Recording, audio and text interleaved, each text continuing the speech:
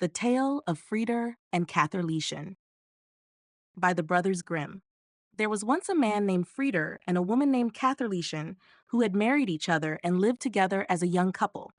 One day, Frieder said, "I am going to plow the field now, Catherlichen. When I return, there should be some roasted meat on the table to satisfy my hunger and a fresh drink for my thirst." "Just go ahead, Frieder," replied Catherlichen. "Go ahead, and I will have everything ready for you." As the mealtime approached, she fetched a sausage from the chimney, put it in a frying pan, added some butter, and placed it over the fire. The sausage began to fry and sizzle, and Catherlation stood there holding the pan handle and started to think.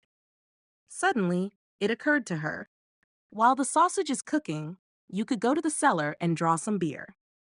So she placed the frying pan securely on the fire, took a jug, and went down into the cellar to tap the beer.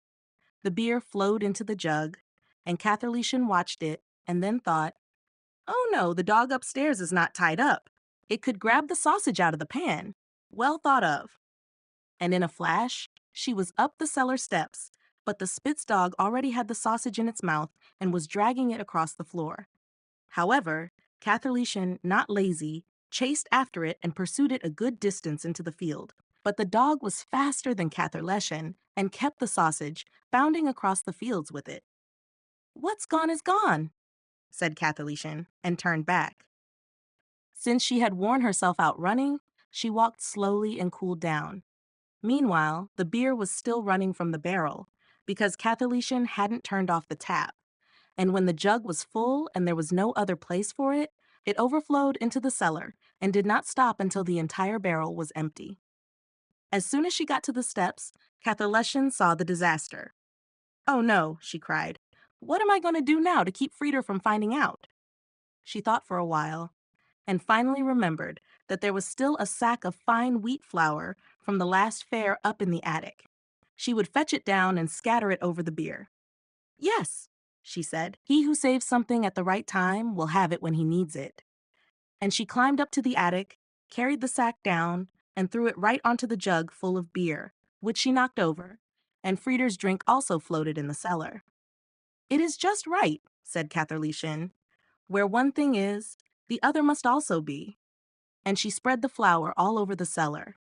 When she was finished, she was very pleased with her work and said, "How clean and tidy it looks here." At midday, Frieder came home. "Well, wife, what have you prepared for me?" "Oh, Frieder," she answered, "I wanted to fry a sausage for you, but while I was drawing the beer, the dog took it out of the pan, and while I was chasing the dog, the beer ran out, and when I tried to dry the beer with the flour, I knocked over the jug as well. But don't worry, the cellar is dry again."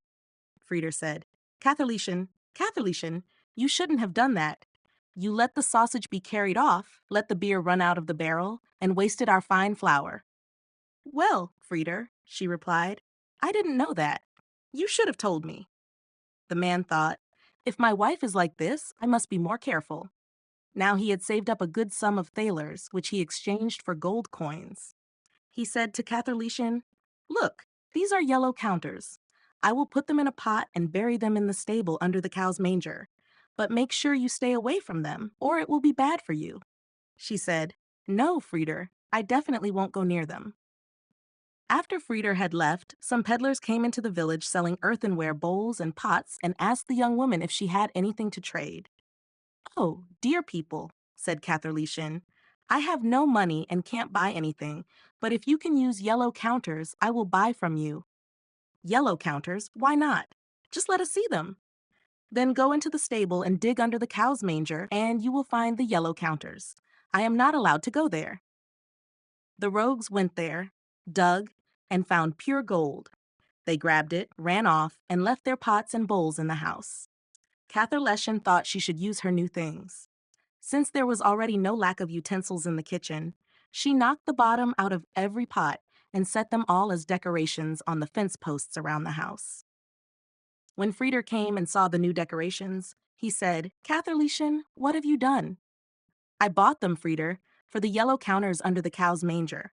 I didn't go there myself. The peddlers had to dig them out themselves." "Oh, wife," said Frieder, "what have you done?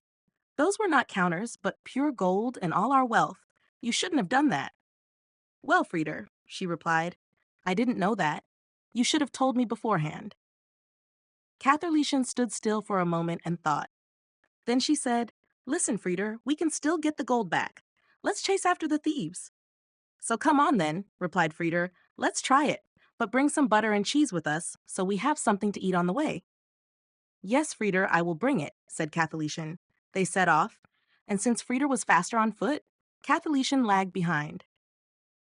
This is to my advantage, she thought. If we turn back, I'll already be ahead by a bit. Now they came to a hill where deep ruts lined both sides of the path.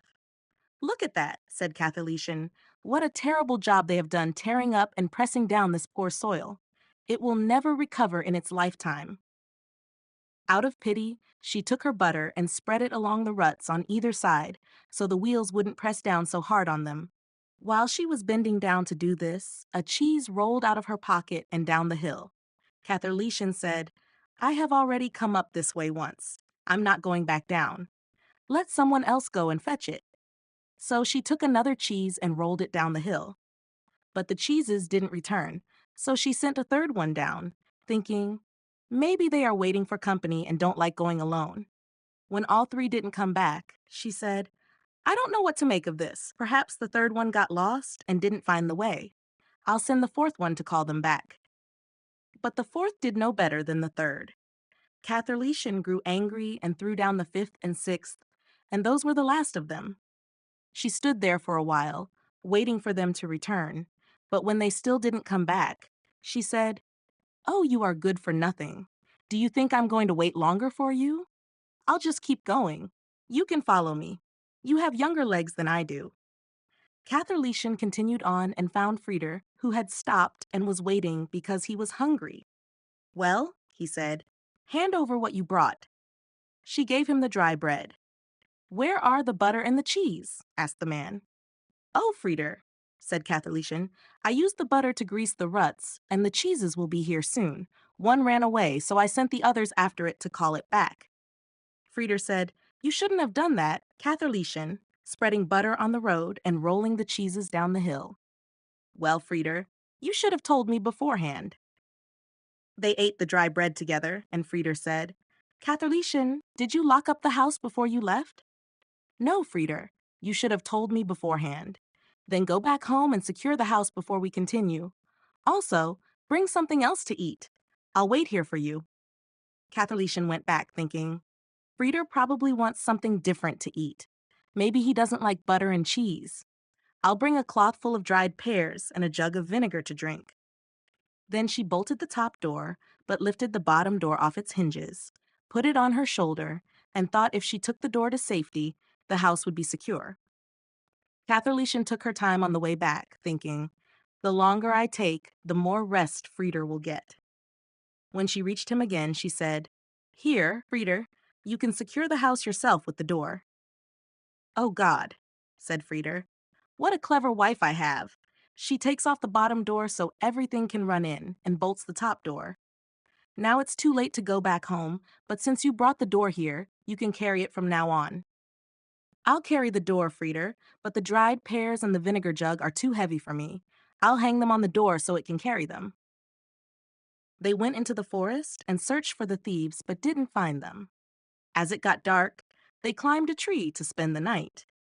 Barely had they settled when some ruffians who take whatever doesn't go by itself and find things before they are lost arrived. They made a fire right under the tree where Frieder and Catherlichen were sitting and began to divide their spoils. Frieder climbed down the other side, collected some stones, climbed back up, and planned to throw them at the thieves. But the stones missed, and the rogue said, It will soon be morning. The wind is shaking the pine cones down. Catherlichen still had the door on her shoulder, and because it was pressing down heavily, she thought the dried pears were to blame and said, Frieder, I must throw down the dried pears. No, Catherlichen, not now, he answered. They could betray us. Oh, Frieder, I must. They're pressing down on me too much. Well, then do it, for heaven's sake. So she let the dried pears fall between the branches, and the ruffians below said, The birds are dropping something. A little while later, As the door continued to press down on her, Catherlichen said, "Oh, Frieder, I must pour out the vinegar." "No, Catherlichen, you mustn't. It could betray us." "Oh, Frieder, I must. It's pressing down on me too much." "Well, then do it, for heaven's sake." So she poured the vinegar down, and it splashed on the ruffians. They said to each other, "The dew is already dripping down." Finally, Catherlichen thought, "Could it be the door that is pressing down on me?" and said, "Frieder, I must throw down the door." "No, Catherlichen, not now, it could betray us." "Oh, Frieder, I must. It's pressing down on me too much." "No, Catherlichen, hold it tightly." "Oh, Frieder, I'm letting it go."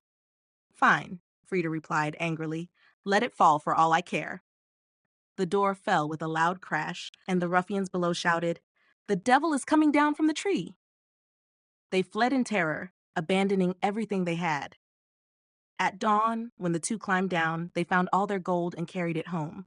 When they were back home, Frieder said, "Catherlichen, now you must be diligent and work hard." "Yes, Frieder, I will.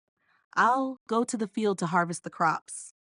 When Catherlichen was in the field, she thought to herself, "Should I eat before I cut, or should I sleep before I cut?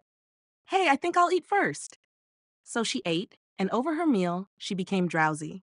Then she started to cut, and half asleep, cut through all her clothes, her apron, dress, and camise.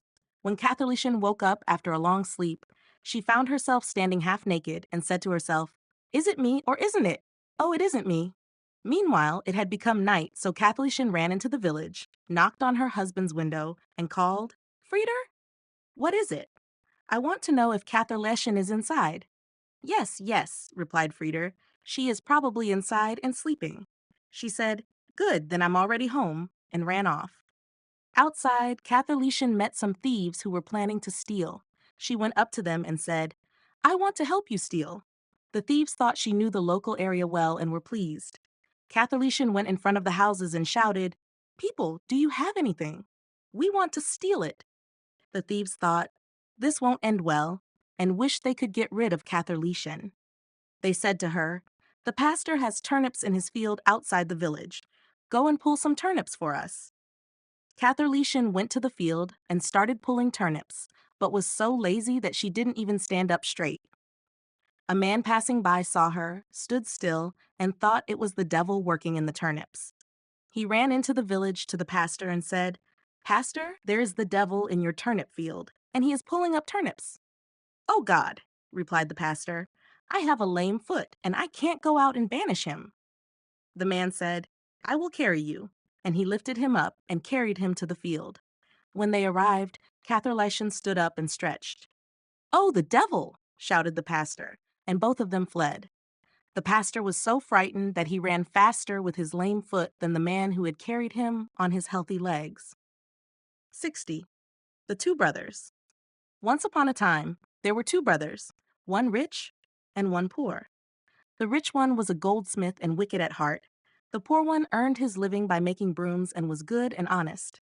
The poor brother had two children, twin brothers who were as alike as two drops of water.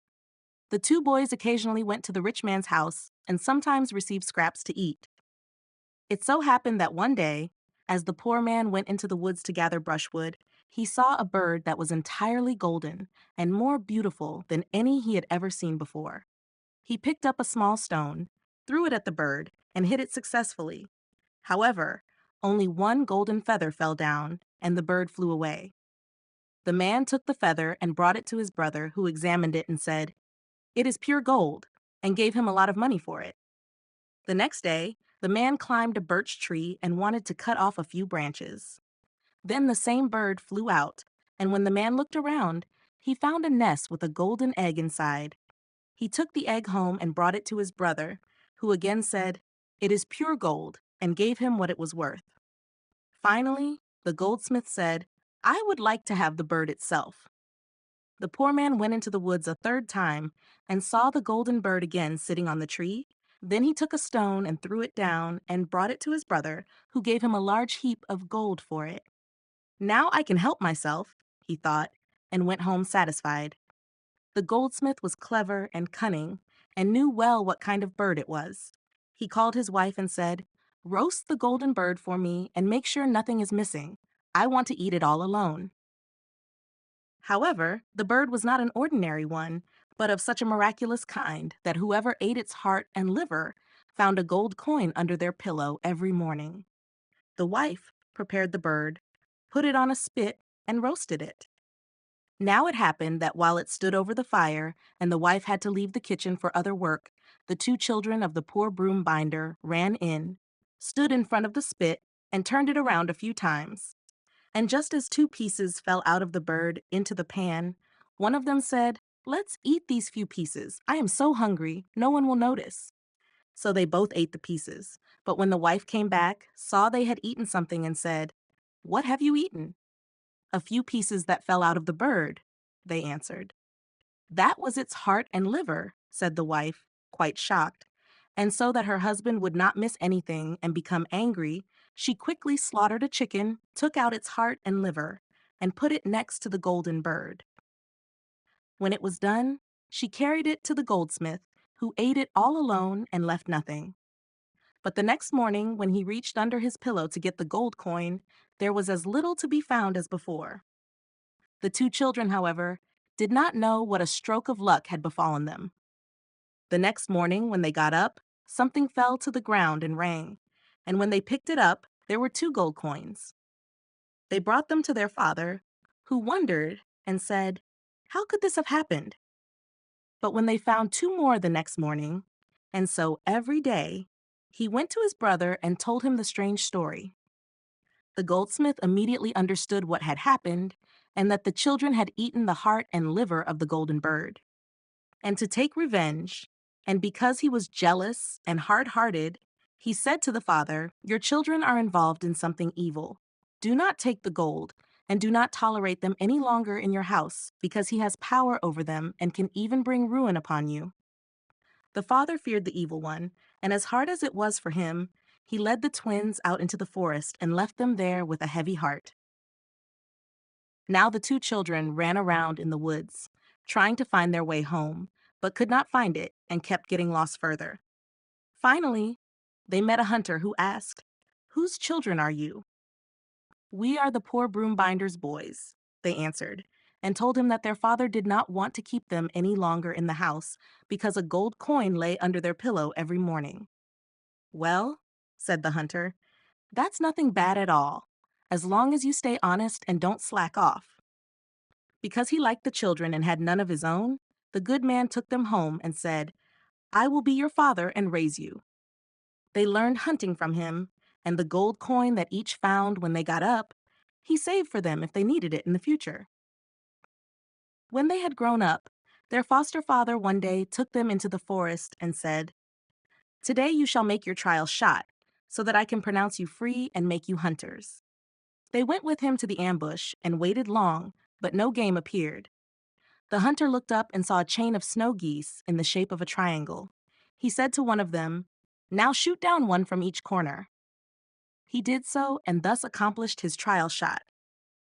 Shortly thereafter, another chain flew by, shaped like the number 2. Then the hunter told the other to shoot one down from each corner as well, and he also succeeded with his trial shot. Now the foster father said, "I pronounce you free. You are accomplished hunters." Thereupon, the two brothers went into the forest together, consulted with each other, and made a plan.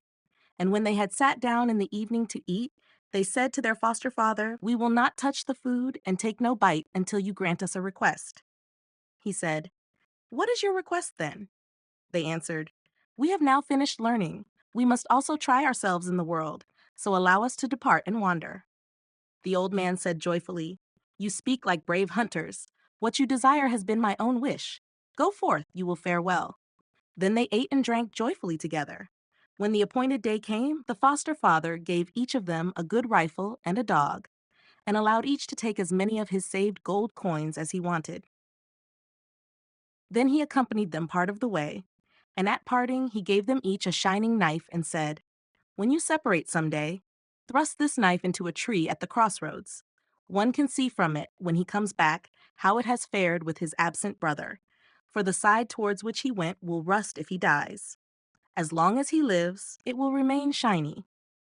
The two brothers went further and further into a forest so large that they could not possibly find their way out in one day. So they stayed the night there and ate what they had packed in their hunter's bags. But they also went on the second day and did not get out. Since they had nothing to eat, one said, "We must shoot something for ourselves, otherwise we will suffer hunger," loaded his rifle, and looked around. And when an old hare came running along, he aimed, but the hare called out, "Dear hunter, let me live. I will also give you two young ones." Then it jumped into the thicket and brought out two young ones. But the little animals played so merrily and were so charming that the hunters could not bring themselves to kill them. So they kept them with them, and the little hares followed them closely. Shortly after, a fox sneaked by. They wanted to shoot it down, but the fox called out, "Dear hunter, let me live. I will also give you two young ones." It also brought two little foxes, and the hunters did not want to kill them either. They gave them to the hares for company, and they followed after them. Not long after, a wolf stepped out of the thicket. The hunters aimed at him, but the wolf called out, "Dear hunter, let me live. I will also give you two young ones." They added the two young wolves to the other animals, and they followed after them. Then came a bear who wanted to roam longer and called out, "Dear hunter, let me live. I will also give you two young ones." The two young bears were added to the others, making a total of 8. Finally, who came? A lion came and shook his mane. But the hunters were not frightened and aimed at him. But the lion also said, "Dear hunter, let me live. I will also give you two young ones."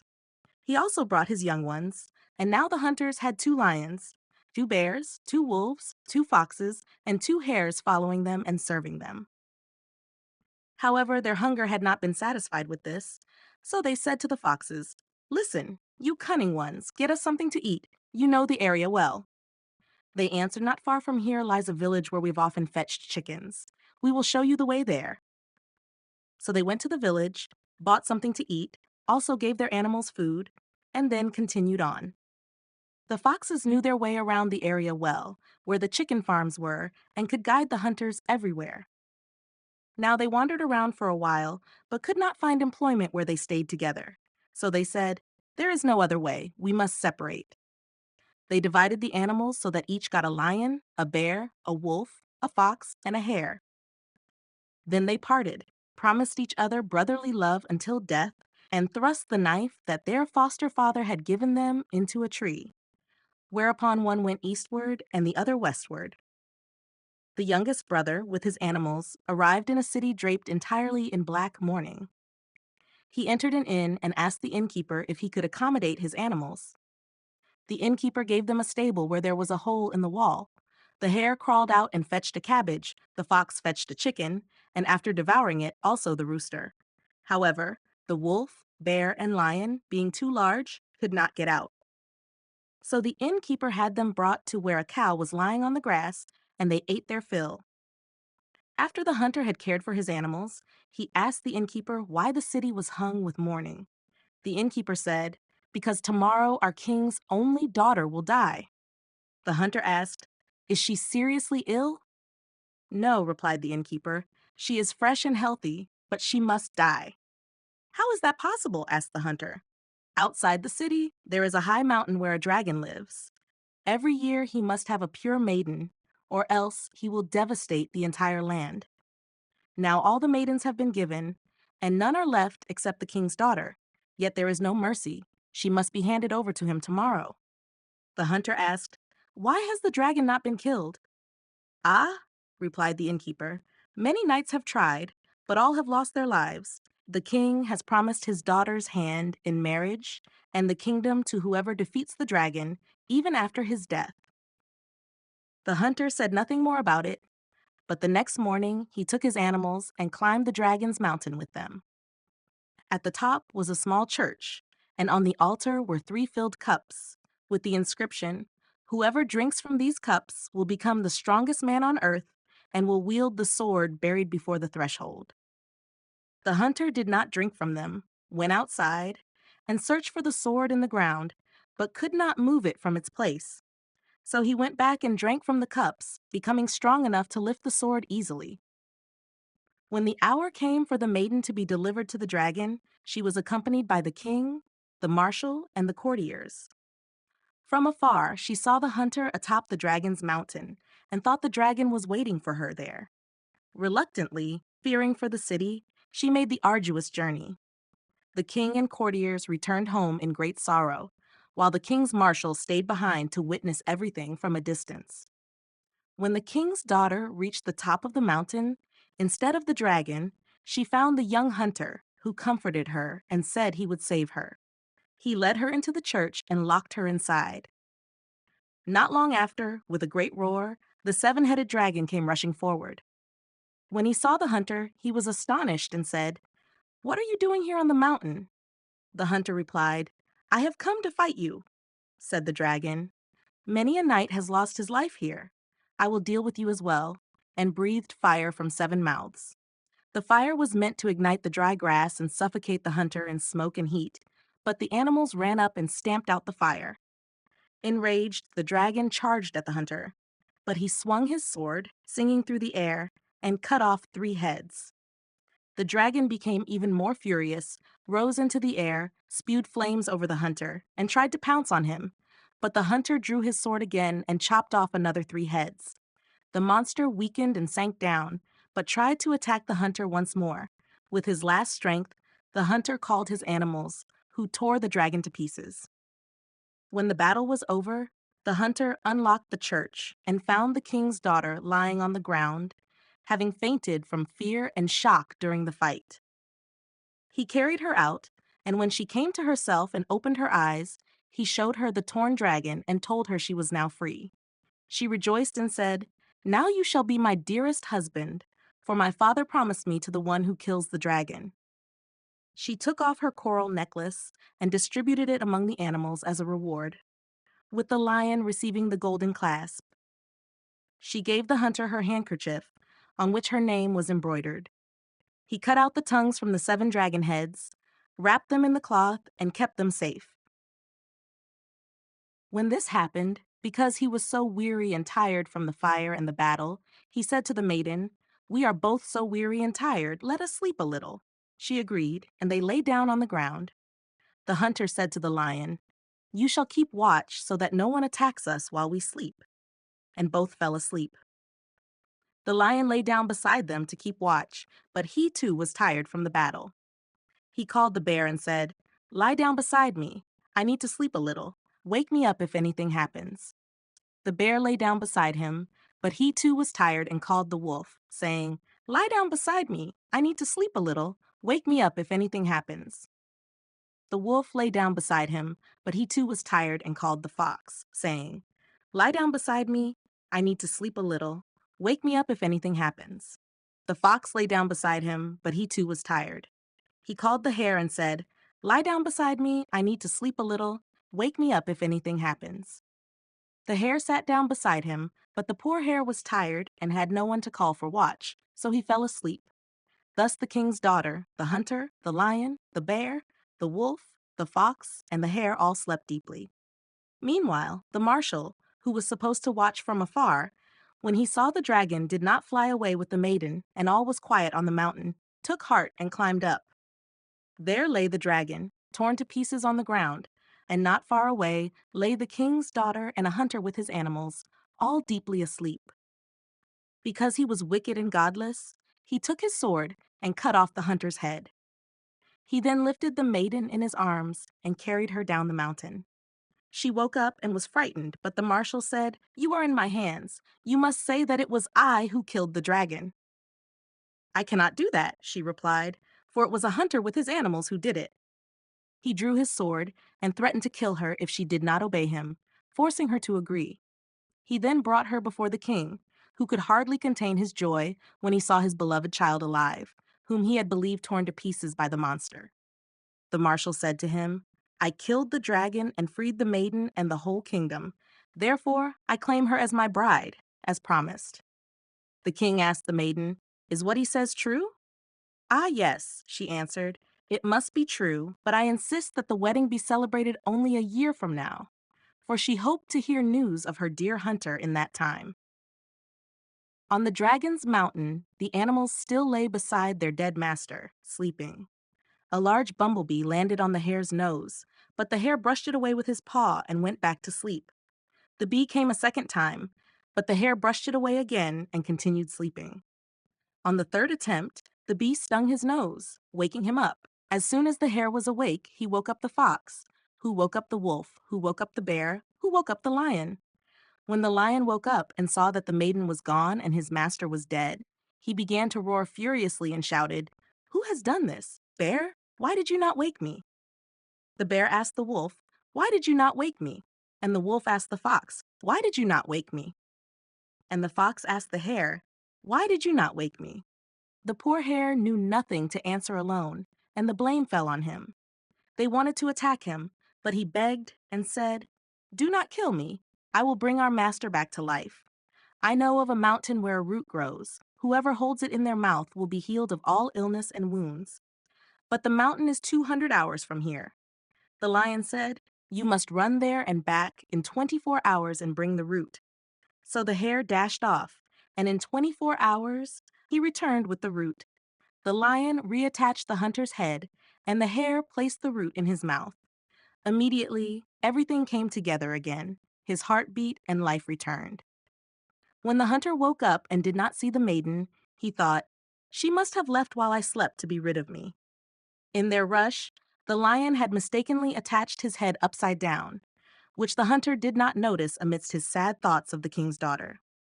Only at noon, when he wanted to eat something, did he see that his head was turned backward. Unable to comprehend it, he asked the animals what had happened to him in his sleep. The lion then told him that they had all fallen asleep from exhaustion and had found him dead with his head cut off. The hare had fetched the root of life, but in haste he had held the head upside down. Still, he wanted to rectify his mistake. Then he ripped off the hunter's head again, turned it around, and securely healed it with the root. The hunter, however, was sad, traveled the world, and made his animals dance before the people. It happened that after the passage of a year, he returned to the same city where he had rescued the king's daughter from the dragon, and this time the city was entirely adorned with scarlet red. He said to the innkeeper, "What does this mean? Last year, the city was draped in black mourning. Why the scarlet red today?" The innkeeper replied, "Last year, our king's daughter was to be delivered to the dragon, but the marshal fought with it and killed it, and tomorrow her wedding will be celebrated. That's why the city was in black mourning back then, and today it is draped in scarlet red for joy." The next day, when the wedding was to take place, the hunter spoke to the innkeeper at noon. "Do you really think, Mr. Innkeeper, that today I will eat bread from the king's table here?" "Yes," said the innkeeper. "I would even bet 100 gold pieces that it's not true." The hunter accepted the bet and placed a bag of the same amount of gold coins against it. Then he called the hare and said, "Go, dear Springer, and fetch me some bread that the king eats." Now the little hare was the smallest and could not pass the task to anyone else but had to go on its own. "Oh," it thought, "when I hop alone through the streets, the butcher's dogs will be after me." As it thought, so it happened, and the dogs chased after it and wanted to tear its good fur. But it hopped, "Did you see that?" and fled into a signpost without the soldier noticing. The dogs came and wanted to get it out, but the soldier was not joking and struck with his club, so that they ran away screaming and howling. When the hare noticed that the coast was clear, it hopped into the castle and straight to the king's daughter. Sitting under her chair, scratched her foot. She said, "Do you want to go away?" and thought it was her dog. The hare scratched her foot a second time, and she said again, "Do you want to go away?" thinking it was her dog. But the hare did not let itself be confused and scratched a third time. Then she looked down and recognized the hare by its collar. Now she took it on her lap, carried it to her chamber, and said, "Dear hare, what do you want?" It answered, "My master, who killed the dragon, is here and sends me to ask for a bread like the king eats." She was full of joy and summoned the baker, ordering him to bring bread like the king ate. The little hare said, "But the baker must also bring it to me, so that the butcher's dogs don't do anything to me." The baker carried it to the door of the innkeeper's room, where the hare stood on its hind legs, immediately took the bread in its forepaws and brought it to its master. Then the hunter said, "See, Mr. Innkeeper, the 100 gold pieces are mine." The innkeeper wondered, but the hunter continued, "Yes, Mr. Innkeeper, I have the bread. Now I want to eat the king's roast as well." The innkeeper said, "I'd like to see that," but he didn't want to bet any more. The hunter called the fox and said, "My little fox, go and fetch me roast like the king eats." The red fox knew the tricks better, went around the corners and through the angles without any dog seeing it, sat under the king's daughter's chair and scratched her foot. She looked down and recognized the fox by its collar, took it with her into her chamber and said, "Dear fox, what do you want?" It answered, "My master, who killed the dragon, is here, and sends me to ask for a roast like the king eats." She summoned the cook, who had to prepare a roast like the king ate and had to carry it to the door for the fox. There the fox took the bowl, wagged its tail to first shoo away the flies that had settled on the roast, and then brought it to its master. "See, Mr. Innkeeper," said the hunter, "bread and meat are here. Now I want to eat vegetables like the king eats." He called the wolf and said, "Dear wolf, go and fetch me vegetables like the king eats." The wolf went straight to the castle because he was afraid of no one, and when he came into the king's daughter's room, he tugged at the back of her dress so that she had to look around. She recognized him by his collar and took him with her into her chamber and said, "Dear wolf, what do you want?" It answered, "My master, who killed the dragon, is here. I am to ask for vegetables like the king eats." She summoned the cook, who had to prepare vegetables like the king ate, and had to carry it to the door for the wolf. There the wolf took the bowl and brought it to its master. "See, Herworth," said the hunter, "now I have bread, meat, vegetables, and sweets, but I also want to eat confectionery like the king does." He called the bear and said, "Dear bear, you like to lick something sweet. Go and fetch me confectionery like the king eats." The bear trotted off to the castle, and everyone got out of his way. But when he reached the guard, they held their rifles up and didn't want to let him into the royal castle. However, he stood up tall and gave a few slaps with his paws to the left and right, causing the entire guard to collapse, and then he walked straight to the king's daughter, stood behind her, and growled a little. She looked back and recognized the bear, inviting him into her chamber, and asked, "Dear bear, what do you want?" He answered, "My lord, who killed the dragon, is here. I am to ask for confectionery like the king eats." She summoned the confectioner, who had to bake confectionery like the king ate and carry it to the bear's door. The bear licked up the sugar peas that had rolled down, then stood upright, took the bowl, and brought it to his master. "See her worth," said the hunter. "Now I have bread, meat, vegetables, and confectionery, but I also want to drink wine like the king does." He called his lion and said, "Dear lion, you like to drink until you're drunk. Go and fetch me wine like the king drinks." The lion walked across the street and people ran from him. When he reached the guards, they wanted to block his way, but he roared once and everything jumped away. Now the lion went to the royal room and knocked on the door with his tail. The king's daughter came out and almost jumped at the lion, but recognized him by the golden lock from her necklace and asked him to come into her chamber and said, "Dear lion, what do you want?" He answered, "My lord, who killed the dragon, is here. I am to ask for wine like the king drinks." She summoned the cupbearer, who was to give the lion wine like the king drank. The lion said, "I will go along and ensure that I get the right one." He went with the cupbearer, and when they arrived below, the cupbearer wanted to tap the usual wine that the king's servants drank. But the lion said, "Wait, I want to try the wine first." He poured himself a half measure and swallowed it all at once. "No," he said, "that's not the right one." The cupbearer frowned, but went and poured from another barrel, meant for the king's marshal.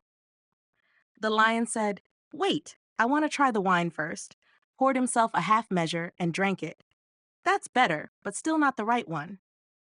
Then the cupbearer became angry and said, "What does such a stupid beast know about wine?" But the lion gave him a slap behind the ears, causing him to fall roughly to the ground, and when he got up, he quietly led the lion to a small special cellar where the king's wine was kept, from which no one else drank. The lion first poured himself a half measure and tasted the wine, then said, "That can be the right one," and told the cupbearer to fill 6 bottles. They went up, but when the lion came out of the cellar into the open air, he swayed a little and was a little tipsy, and the cupbearer had to carry the wine to the door for him. The lion took the handle basket in his mouth and brought it to his master. The hunter said, "See, Herr Wirth, there I have eaten and drunk as the king eats and drinks. Now I want to go to the king's court with my animals and marry the king's daughter." The innkeeper asked, "How is that going to work, as she already has a fiancé, and today the wedding is being celebrated?" Then the hunter took out the handkerchief that the king's daughter had given him on Dragon Mountain, in which the 7 tongues of the monster were wrapped, and said, "This will help me." Then the innkeeper looked at the cloth and said, "If I believe everything, I don't believe that, and will bet my house and farm on it." Now the king spoke at the royal table to his daughter. "What did all those wild animals want who came to you and went in and out of my castle?" She answered, "I may not say, but send for the lord of these animals, and you will do well." The king sent a servant to the inn and had the stranger invited, and the servant arrived just as the hunter had wagered with the innkeeper. He said, "See, Herr Wirth, the king sends a servant and invites me, but I am not going yet." To the servant he said, "I ask that the king send me royal clothes, a carriage with 6 horses, and servants to attend me." When the king heard the response, he said to his daughter, "What shall I do?" She said, "Fetch him as he asks, and you will do well." So the king sent royal clothes, a carriage with 6 horses, and servants to attend him. When the hunter saw them coming, he said, "See, Herr Wirth, now I am being fetched as I requested." And he put on the royal clothes, took the cloth with the dragon's tongues, and went to the king. When the king saw him coming, he said to his daughter, "How should I receive him?" She answered, "Go and meet him, and you will do well." So the king went to meet him and led him up, and his animals followed him. The king assigned him a seat next to himself and his daughter. The marshal sat on the other side as the groom, but he no longer recognized him. Now the 7 heads of the dragon were just being displayed, and the king said, "The marshal has cut off the 7 heads of the dragon. Therefore today I give him my daughter as wife." Then the hunter stood up, opened the 7 mouths, and said, "Where are the 7 tongues of the dragon?" The marshal was startled, turned pale, and didn't know what to answer. Finally, in fear, he said, "Dragons have no tongues." The hunter said, "Liars shouldn't have them, but dragon tongues are the sign of the victor," and unwrapped the cloth where all 7 tongues lay. Then he placed each tongue into the correct mouth, and they fit perfectly. After that, he took out the cloth on which the name of the king's daughter was embroidered, showed it to the maiden, and asked to whom she had given it. She replied, "To him who killed the dragon."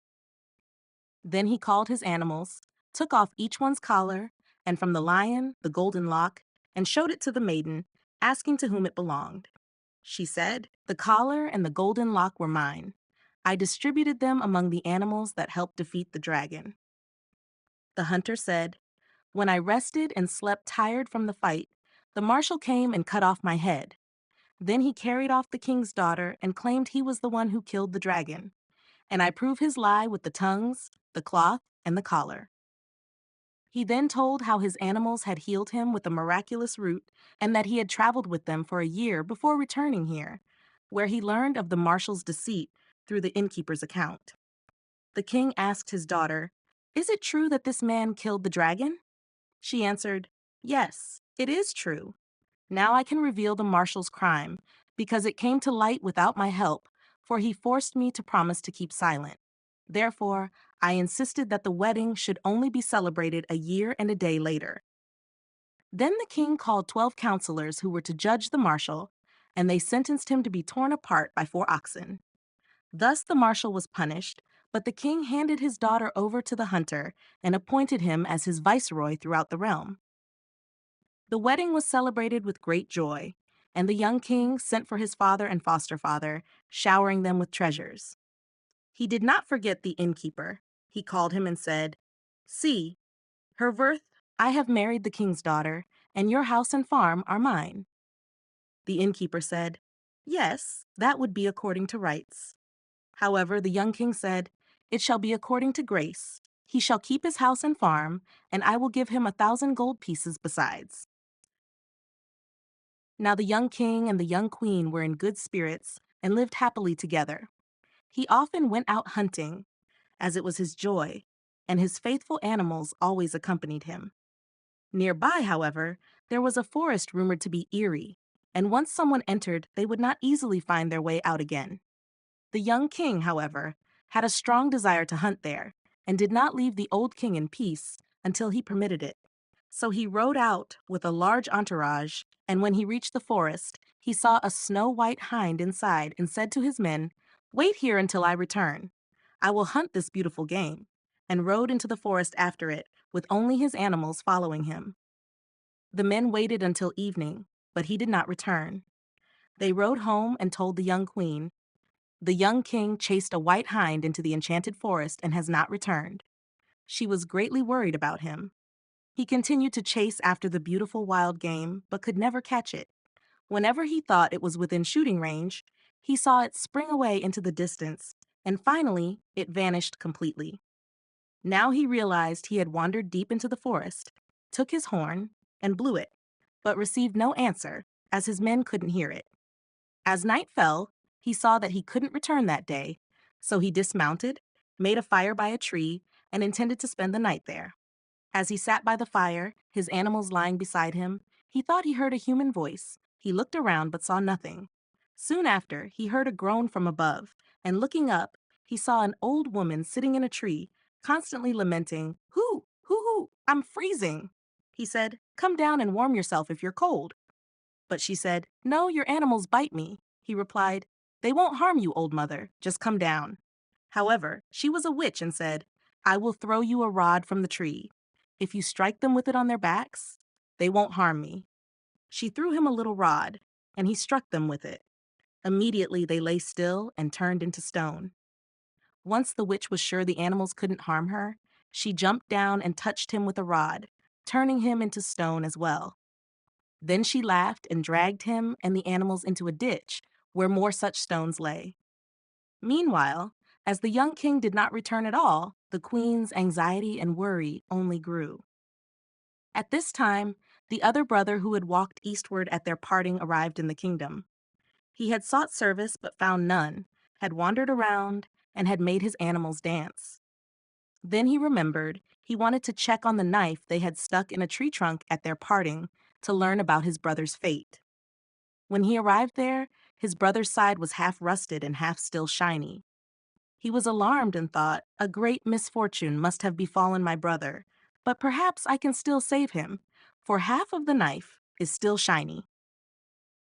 He traveled westward with his animals, and when he reached the city gate, the guard came forward and asked if he should announce him to his wife. The young queen had been in great anxiety for a few days over his absence, and feared he had perished in the enchanted forest. The guard, in fact, thought no differently than that he was the young king himself. So similar did he look, and he also had wild animals following him. Then he realized they were talking about his brother and thought, "It's best if I pretend to be him. That way, I might rescue him more easily." So he allowed the guard to escort him to the castle and was received with great joy. The young queen believed him to be her husband and asked why he had been away so long. He replied, "I got lost in a forest and couldn't find my way out." In the evening, he was brought to the royal bed, but he placed a double-edged sword between himself and the young queen. She didn't know what this meant but didn't dare to ask. He stayed there for a few days, meanwhile exploring everything about the enchanted forest, and finally said, "I must hunt there once more." The king and the young queen tried to dissuade him, but he insisted and went out with a large entourage. When he entered the forest, the same thing happened to him as his brother. He saw a white hind and said to his men, "Wait here until I return. I will hunt this beautiful game," and rode into the forest after it, with his animals running after him. But he couldn't catch the hind and wandered so deep into the forest that he had to spend the night there. And when he had made a fire, he heard above him a groaning, "Hoo, hoo, how cold I am!" He looked up, and there sat the same witch up in the tree. He said, "If you're cold, come down, old mother, and warm yourself." She replied, "No, your animals bite me." He said, "They won't harm you." She called out, "I will throw down a rod for you. If you strike them with it, they won't harm me." When the hunter heard this, he didn't trust the old woman and said, "I won't strike my animals. Come down yourself, or I will fetch you." She cried, "What do you want? You can't harm me." He replied, "If you don't come down, I will shoot you down." She said, "Shoot away. I'm not afraid of your bullets." He took aim and shot at her, but the witch was immune to all lead bullets, laughed loudly, and called out, "You won't hit me yet." The hunter knew what to do, ripped 3 silver buttons from his coat, loaded them into his gun, for her magic was powerless against them, and when he fired, she fell down screaming. He then put his foot on her and said, "Old witch, if you don't tell me right away where my brother is, I will grab you with both hands and throw you into the fire." She was in great fear, begged for mercy, and said, "He lies with his animals turned to stone in a ditch." He forced her to go there, threatened her, and said, "Old sea cat, now you will bring my brother and all the creatures lying here back to life, or you will go into the fire." She took a rod and touched the stones. His brother and the animals came back to life, along with many others: merchants, craftsmen, shepherds. They stood up, thanked him for their liberation, and went home. The twin brothers, when they saw each other again, kissed and rejoiced from their hearts. Then they seized the witch, tied her up, and threw her into the fire. When she was burned, the forest opened by itself, bright and clear, and the royal castle could be seen from 3 hours' distance. Now the two brothers went home together and told each other their stories on the way. When the younger one said he was ruling the entire land in place of the king, the other said, "I noticed that, for when I entered the city and was mistaken for you, I received all the royal honors. The young queen took me for her husband, and I had to eat at her side and sleep in your bed." When the other heard this, he became so jealous and angry that he drew his sword and cut off his brother's head. But when he lay dead and he saw his red blood flowing, he deeply regretted it. "My brother saved me," he cried out, "and I killed him for it." And he lamented loudly. Then his hare came and offered to fetch the life root. It hopped away and brought it just in time, and the dead brother was brought back to life without realizing anything about the wound. They continued on their way, and the younger one said, "You look like me, wear royal clothes like me, and the animals follow you as they follow me. We should enter the old king's palace from opposite gates at the same time." So they separated, and at the same time, the guards from both gates came to the old king and reported that the young king with the animals had returned from the hunt. The king said, "That's impossible. The gates are an hour apart." But just then, the two brothers entered the courtyard from both sides and ascended together. Then the king said to his daughter, "Tell me, which one is your husband? They look identical to me. I can't tell." She was very anxious and couldn't say, but then she remembered the necklace she had given to the animals, searched, and found her golden locket on one lion. Happily, she called out, "He who this lion follows, he is my true husband." The young king laughed and said, "Yes, that's the right one." And they sat down together at the table, ate and drank, and were merry. In the evening, as the young king went to bed, his wife said, "Why have you been putting a double-edged sword in our bed these past nights? I thought you wanted to kill me." Then he realized how faithful his brother had been.